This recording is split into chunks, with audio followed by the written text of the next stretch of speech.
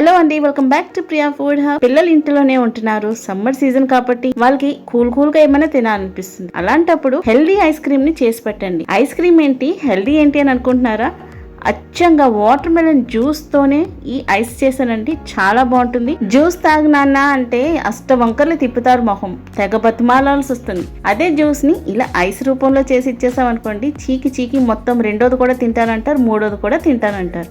మరి అస్సలు ఆలస్యం చేయకుండా అసలు ఎలా చేసుకోవాలి ఏంటో చూసేద్దాం. నేను ఇక్కడ 2 కప్పుల వరకు పుచ్చకాయ ముక్కల్ని తీసుకున్నాను. గింజలు తీసేసాను. చాలా స్వీట్ గా ఉంది, పైగా మంచి రెడ్ కలర్ లో ఉంది. ఇలాంటివి తీసుకుంటేనే ఎటువంటి కలర్స్ వాడకుండా అందంగా వస్తాయి మన ఐస్ క్రీమ్స్. పుచ్చకాయ పుల్ల ఐస్ మరింత టేస్టీగా ఉండాలి కాబట్టి 4-5 చుక్కలు నిమ్మరసం, రుచికి సరిపడా షుగర్ ని వేసేసుకుందాం. ఇప్పుడు మిక్సర్ జార్ లోకి మనం కట్ చేసి పెట్టుకున్న వాటర్ మెలన్ పీసెస్ అన్నిటిని కూడా వేసేసుకోవాలి. షుగర్ ఎక్కువ అవసరం లేదండి, ఇవి నాకు చాలా స్వీట్ గా ఉన్నాయి కాబట్టి నేను 2 స్పూన్స్ వేసుకుంటున్నాను. మీరు తీసుకున్న పుచ్చకాయ తీపి తక్కువగా ఉంటే షుగర్ కొంచెం ఎక్కువగానే వేసుకోండి, లేదంటే పిల్లలు తినకుండా మానేస్తారు. 4-5 చుక్కలు నిమ్మరసాన్ని కూడా వేసేసుకోవాలి. ఇప్పుడు మెత్తగా గ్రైండ్ చేసేసుకోండి. ఎంత మెత్తగా అయితే అంత మెత్తగా గ్రైండ్ చేసుకోండి. షుగర్ వాడటం ఇష్టం లేదనుకుంటే మీరు తేనెనైనా వాడుకోవచ్చండి. జ్యూస్ వడకట్టేసిన తర్వాత తేనెని కలుపుకోవచ్చు. ఇప్పుడు పిల్లలు ఇలా పల్పీగా ఉంటే తినరు కాబట్టి నేనైతే స్ట్రెయిన్ చేస్తాను. పెద్దోళ్ళకైతే మాత్రం పల్ప్తోనే చేసేయండి, వాళ్ళైతే ఏదైనా తింటారు కదా. ఇప్పుడు చక్కగా ఫిల్టర్ చేసేసుకుని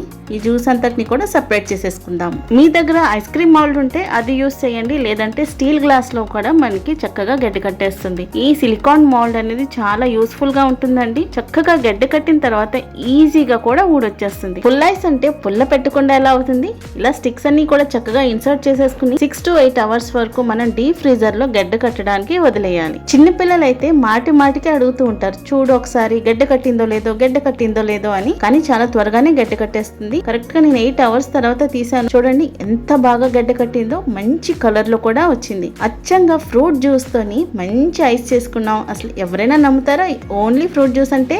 మరి ఈ వీడియో మీకు నచ్చిందా? నచ్చితే తప్పకుండా లైక్ చేసి షేర్ చేసి నా ఛానల్ని సబ్స్క్రైబ్ చేసుకోండి.